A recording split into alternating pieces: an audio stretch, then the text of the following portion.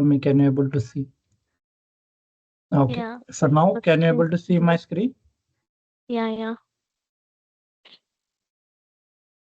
Okay.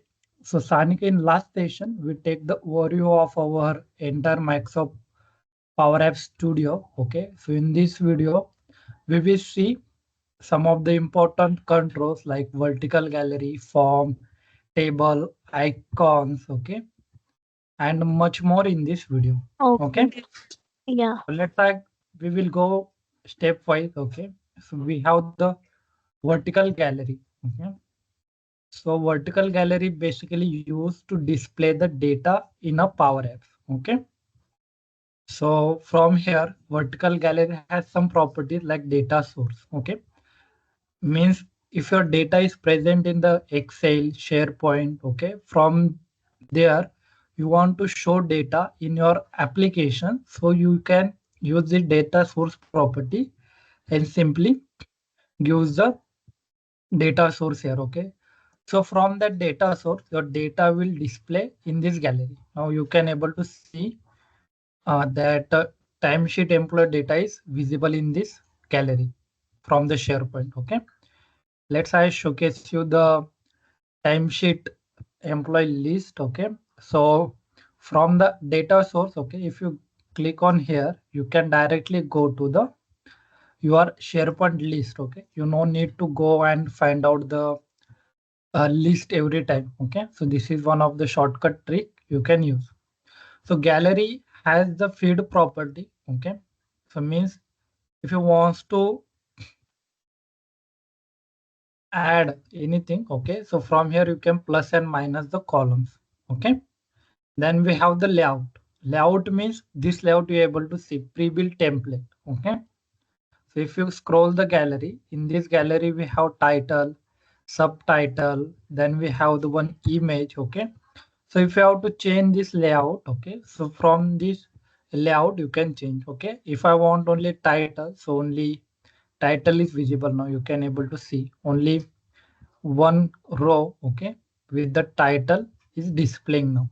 Okay, so gallery has some important properties. Okay, so one of them is data source. Okay, to display the data we will use the item property. Okay, then we have the layout. You understand the layout visible for the true and false. Okay, position, xyz property, size, width, we knows that. Okay, now this is the wrap count. Okay, this question mostly asked in the interviews as well. What is the wrap count for the gallery? Okay, so if you see, this gallery is present in the row wise structure, correct?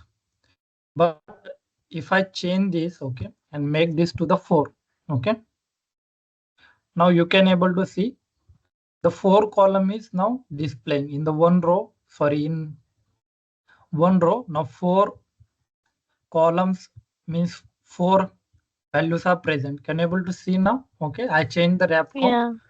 from 1. So Yes. this mostly used to create the responsive apps. Okay, like if see, okay, let's say give a screen name. Okay, screen or screen is 9. Okay, so we use screen 9. This screen's property we can, by providing the name, okay, we can access. So from the screen we need the size. Okay, so screen size gives a property like we already see 1 2 3 4, correct? So here it is 4. If I go in the play mode and let make this app responsive first, okay, go to the settings, display, scale to fit is already off. Okay, good. Let's make this width of this gallery the parent dot width and go in the play mode and change the layout to the tablet. So you can see previously it taking 4, now it is taking 3. Can you able to see? Let's say change to the mobile view and let's change the landscape to the horizontal. So it is in row wise. Got it? What is wrap count? Yeah. Okay, so basically wrap count is used to wrap the rows or the columns in a single line. Okay, if there is size is available, okay, then it take the that position in simple words. Okay, then we have the template size. Let's say make the wrap count to the 1 so you can understand the template size here. Okay, so we have the template size. So in this gallery, I click on plus icon, go to the insert and add one container.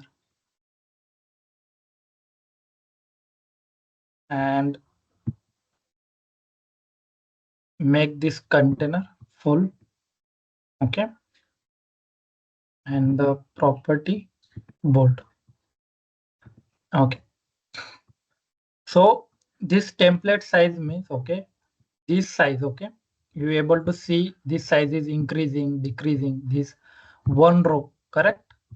So to change that row Yeah. size, okay, we have the template size. If I go and change this to the 40, so that row size is changed now to the 40. So that is called as template size. Okay, and if I use here instead of vertical gallery, horizontal gallery, okay, so this work as vice versa. Okay, means if you see this, we have the horizontal gallery now. So in this gallery, let's say change the layout to the title and subtitle. Okay, so same, let's say showcase you the, if I change the wrap count, okay, to the 4, so it will take the 4. Can you able to see? 1, 2, 3. Here is image is not needed, so you can understand. Let's say delete the Yeah. Yeah. image. Okay, and just deleting this code as well. That is giving error. Okay, let's say take this to the new screen so you can identify more good way. Okay, blank screen, paste it.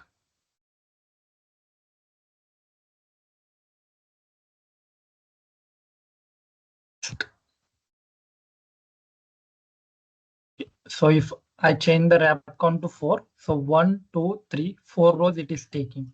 Okay, for horizontal gallery, and if I make it 1, so it is completely horizontal.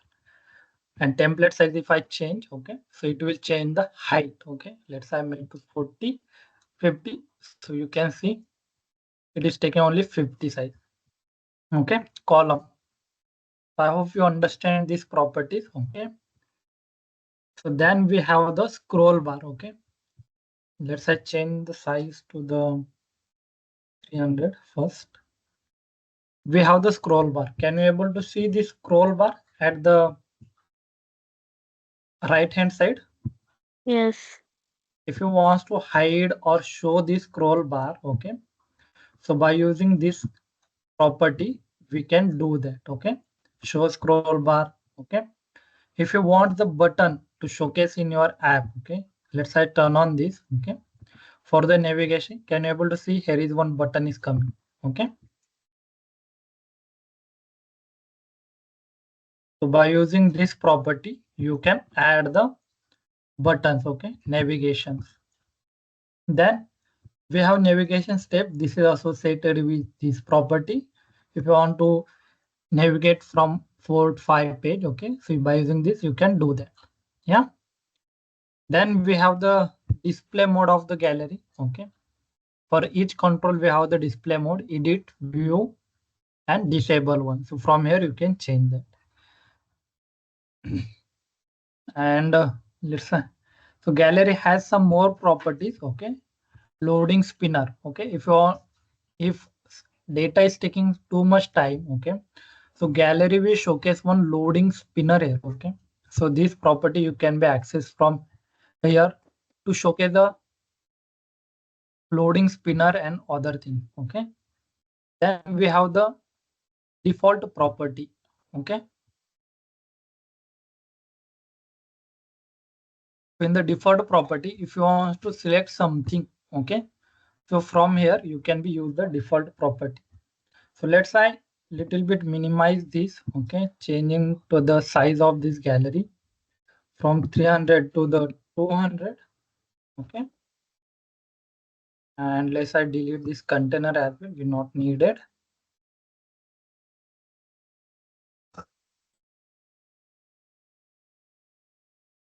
Let's arrange this to the top so we can able to see. So let's we go for the next control, okay, galleries. Let's we add the form here now, okay. Gives the data source, same data source, okay.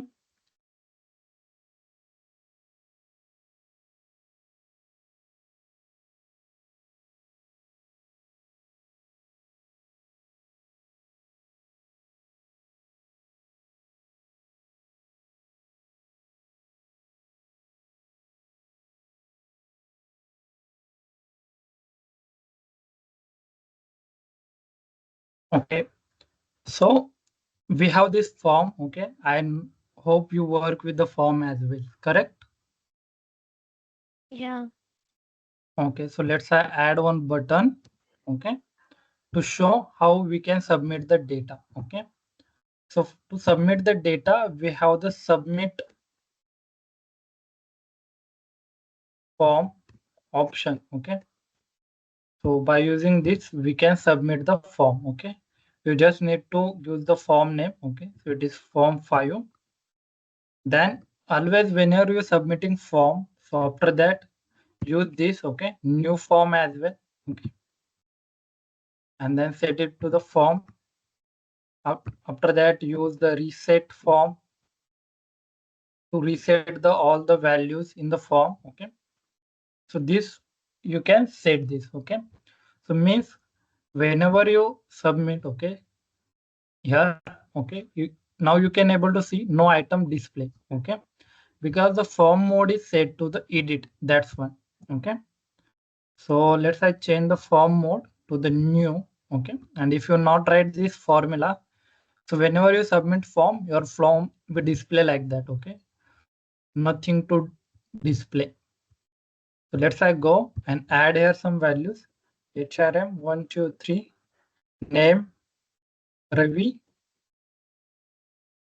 Then let's add the email J Ravindra 553. Employment type, reporting, other things we will keep as it is. And let's click on this submit button. Okay, so you can see our data is submitting and our form is remain in the same state. So we can add the new records here. Okay, and if you see last record is present Ravi here. Okay, if you want to edit this record, okay, so I already shown how to edit this. So just simply go to the gallery. In the gallery, add here one button, okay, classic button you need to add, okay, or you can use this arrow as well, okay. We already has arrow, so let's we use the arrow here to edit the records, okay. So we will use this and we will use the variable here set, or to update we will use the update context variable. It is the good practice to use the local variable, okay, while updating the record on the same screen, okay. LCL, then we will use this item, okay. And one more variable we will use LCL edit true, and let's have we copy this, okay. The button we will use this same formula, update context LCL blank. We will set this variable to the blank after editing. Then we will make this true to the false, okay. And let's we go to the display mode now, okay. If display mode is, if that variable name, okay, what is our variable name here? LCL edit. If it that is true, then it should be edit, okay. If that is false, then it should be display mode dot new. Okay. We need to select the form. Okay. I selected the wrong one. Okay. Display mode dot edit. Selecting form and forms display mode. We will change from here. Okay.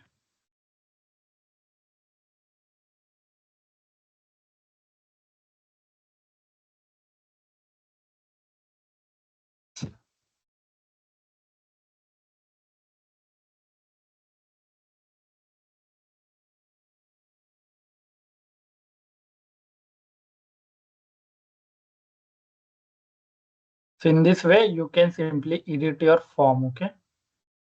So in the form, having one item property. Okay. So you need to set this to the LCL. Okay. So means any record that is selected here, okay, will display. So let's I go and select our last record. Okay. You can see values are coming here. So we add the remaining value here. Okay. Sanika. And let's click on the submit. So our record is updated now. You can able to see. So in this way, by using form, you can change the perform the CRUD operation. Okay. Then we have Okay. form having some special properties. Okay. On failure. Okay. Means if form is not able to submit the data. So in that case, you want to show the some pop-up. Okay. So by using this property, you can set that pop-up. Okay. Means whenever you're not able to submit the data, in that way, you can notify the user. Okay. Then we have the on success. Okay. Means whenever this form submit, okay, you should notify the user. Okay. As a best practice. If you see in the sites, okay, if you submit the form, something top ribbon or some notification will display, correct? Yeah. So that will, this type of display we can be used on success property. Okay. Successful and notify having some properties like notification type success. And whenever you perform the submit form, okay, it is a best practice, okay, to use the navigate function on the form on success property. Okay. So here you can also use navigate Okay. and we will add one success screen here. Success screen. And sometimes this for the beginner, this question is also asked in the interviews. Okay. Where we should write the navigate feature. Okay. So on success property of form. Okay. Whenever you're dealing with the form, you can be write the actions that you have to perform after submission of form. Okay. So if you Yeah. see, if I go and just click on this button now, okay, when form submit, then only we are submitting and navigating to the another screen here, okay, in the 10th screen.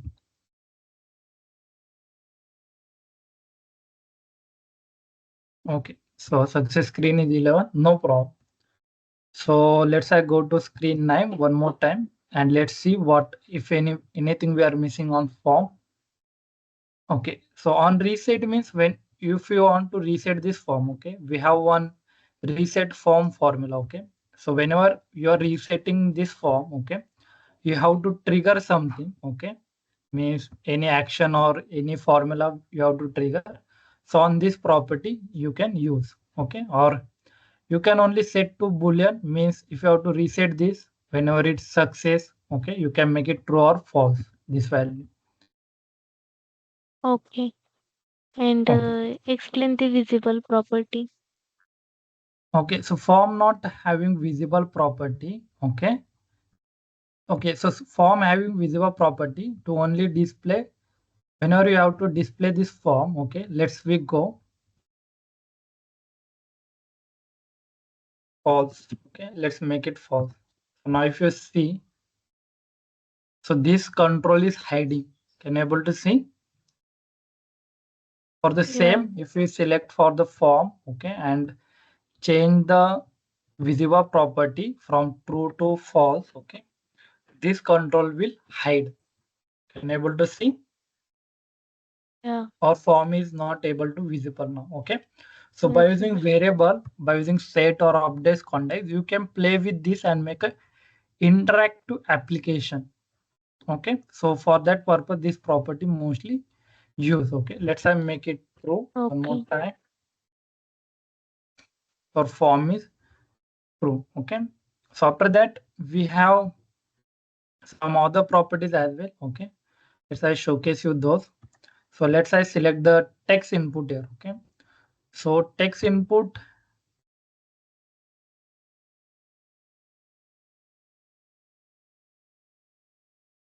Okay, so for form that is sufficient, we will go for the text input now. Okay, let's I search for the text input and let's use your classic. Okay,